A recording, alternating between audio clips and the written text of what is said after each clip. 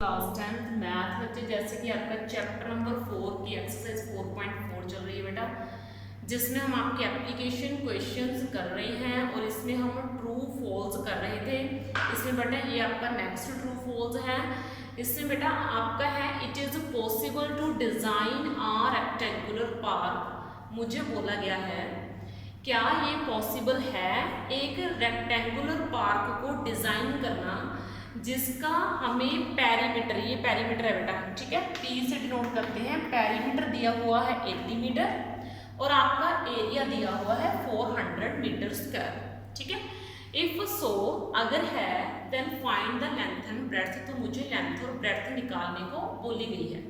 सबसे पहले अब आपको एरिया और पेरीमीटर दोनों के बारे में पता होना चाहिए कि एरिया क्या होता है और पेरीमीटर क्या होता है, ठीक है। एरिया होता है ये अंदर वाली चीज, इसको एरिया बोलते हैं, और ये जो होती है बाउंड्री, इसको बोलते हैं पेरीमीटर। पहले आपको इन दोनों चीजों में डिफरेंस पता होना चाहिए। जो आसपास वाली बाउंड्री होती है, मैं बार बार बोल रही हूँ, इसको बोलते हैं पेरीमीटर। बाउंड्री क्या होती है आपकी, पेरीमीटर।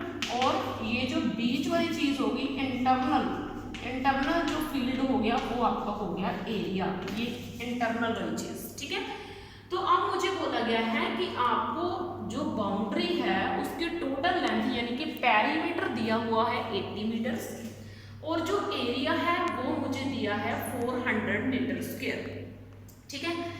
अगर उसने बोला कि आप इससे निकाल सकते हो, एक डिजाइन कर सकते हो पार्क को इतनी लेंथ और इतने एरिया की हेल्प से, तो हमें लेंथ और ब्रेड्थ बताओ कि आप कितनी लोगे, ठीक है।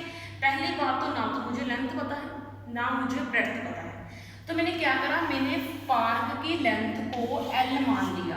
पार्क की लेंथ को मैंने क्या मान लिया, L मीटर्स मान लिया, और जो ब्रेड्थ है पार्क की उसको मैंने B मान लिया। अब प्रॉब्लम कहाँ पे है, यहाँ पे है कि ये दो वेरिएबल आ गए L और B, और आप दो वेरिएबल में किसी भी इक्वेशन को सॉल्व नहीं कर सकते, ठीक है।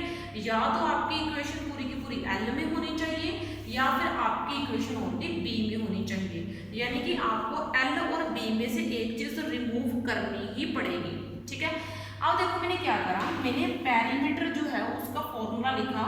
पेरीमीटर का फॉर्मूला क्या होता है, रेक्टेंगल के 2 इंटू लेंथ प्लस ब्रेड्थ, ठीक है। ये आपके रेक्टेंगल का पेरीमीटर का फॉर्मूला हो गया 2 इंटू लेंथ प्लस ब्रेड्थ, ठीक है। और पेरीमीटर मुझे ऑलरेडी दिया हुआ है तो मैंने इसकी वैल्यू डाल दी कितनी, 80, और फॉर्मूले को वैसे चलता रहने दिया। पेरीमीटर मुझे दिया हुआ है, इसकी वैल्यू डाल दी, फॉर्मूला वैसे ही पड़ा रहने दिया। 2 इधर मल्टीप्लाई में है, जो चीज मल्टीप्लाई में उधर जाकर डिवाइड की बन जाती है, तो 80 डिवाइड बाय 2 आ गया, और ये चीज आपकी आ गई लेंथ प्लस ब्रेड्थ के इक्वल। और 80 को 2 से मैंने डिवाइड करा, ये आपका किसके इक्वल है, 40 is equal to length plus breadth आ गया। तो यहाँ से मैंने क्या करा, मैंने यहाँ से इस B की यानी कि ब्रेड्थ की वैल्यू निकाल दी। 40 इधर है, ये L प्लस के हैं, उधर माइनस के बन गए, तो ब्रेड्थ की वैल्यू आपकी आ गई 40 माइनस लेंथ, ठीक है। तो मैंने ये इक्वेशन यहाँ पे B की वैल्यू डाल दी जो कितनी है 40 माइनस L, तो ये दोनों L में कन्वर्ट हो गए। समझ में आई बात, ठीक है। मेरे पेरीमीटर का फॉर्मूला लगाया, वहां से मैंने B यानी कि ब्रेड्थ की value in term of L यानी कि लेंथ में निकाल दी, ठीक है। अब देखो बेटा, मेरे पास रेक्टेंगल के एरिया का फॉर्मूला क्या होता है, ये तो आप 3rd 4th क्लास से पढ़ते आ रहे हो। लेंथ मल्टीप्लाई ब्रेड्थ होता है एरिया का फॉर्मूला रेक्टेंगल की।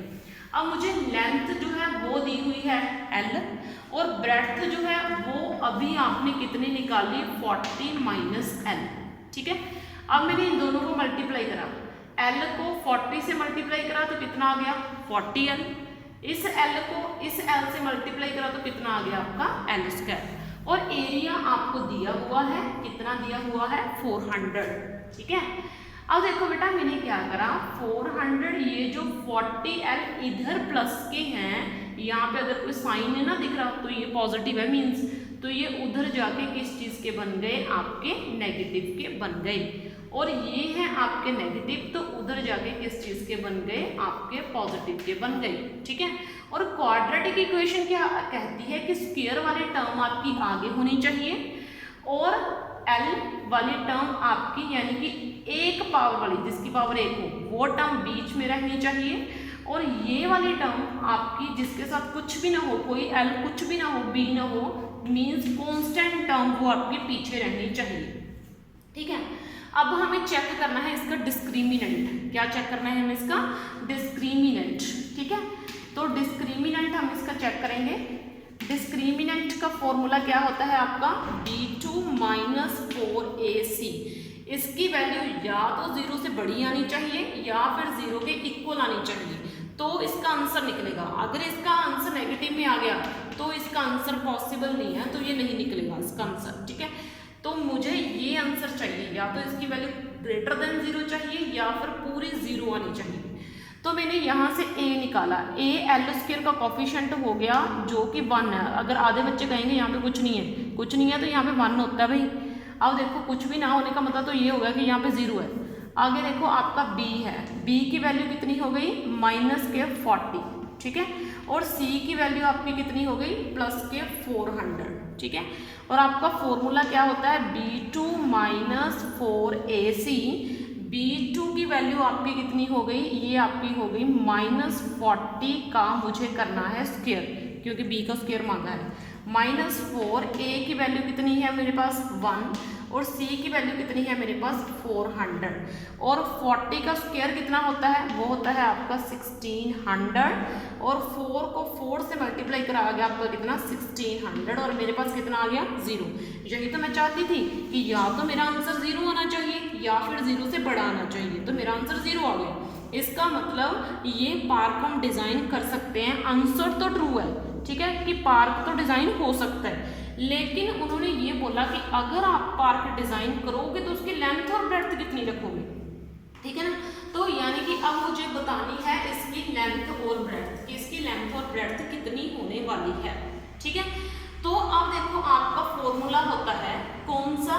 कि आप L की वैल्यू निकाल दोगे यहाँ पे minus b plus minus root b2 minus 4ac divide by 2a। ये आपका क्वाड्रेटिक फॉर्मूला होता है, ये मैंने आपको करवाया हुआ है। ठीक है, आपका क्वाड्रेटिक फॉर्मूला। अब देखो b कहाँ से है? यहाँ पे देखो b की मैंने कितना लिखवाया था आपको। b की वैल्यू आपकी माइनस के 40 थी, c की वैल्यू 400, a की वैल्यू 1। ये सारी वैल्यूज हम यहाँ पे यूज करेंगे। तो b की वैल्यू माइनस के, क्योंकि एक तो माइनस यहाँ पे है फॉर्मूले में और b खुद माइनस का है, प्लस माइनस, और यहाँ पे b2 माइनस 4ac की वैल्यू। यहाँ पे देखो b2 माइनस 4ac को सॉल्व करके हम कितना लेके आए हैं? 0। तो इसकी वैल्यू कितनी पुट हो जानी है? 0 अपॉन 2 मल्टीप्लाई a कितना है हमारा? 1, और ये माइनस और माइनस कैंसिल हो गए। 40 अपॉन पीछे वाला तो सारा 0 हो गया, तो उसको तो छोड़ दो, नीचे वाला 2 रह गया, तो ये हमारा कितना आ गया? 20। तो L यानी कि लेंथ वो आपकी कितनी आ गई? 20 मीटर्स। ठीक है, अब देखो मैंने आपको यहाँ पे ये चीज लिखवाई थी, ब्रेड्थ जो है वो आपकी है 40 माइनस L, ये लिखवाई थी ना मैंने। तो आपको ब्रेड्थ पता लग जाएगी अगर आप 40 में से लेंथ माइनस कर दो, तो यानी कि breadth is equal to 40 minus 20, यानी कि ये आपकी कितनी आ गई? 20 मीटर्स। तो लेंथ और ब्रेड्थ आप सेम रखोगे तो आप फील्ड डिजाइन कर सकते हो। तो इसके साथ बेटा आपका चैप्टर नंबर 4 इस वीडियो में डन होता है। नेक्स्ट वीडियो में आपका नेक्स्ट चैप्टर उठाएंगे। Thank you.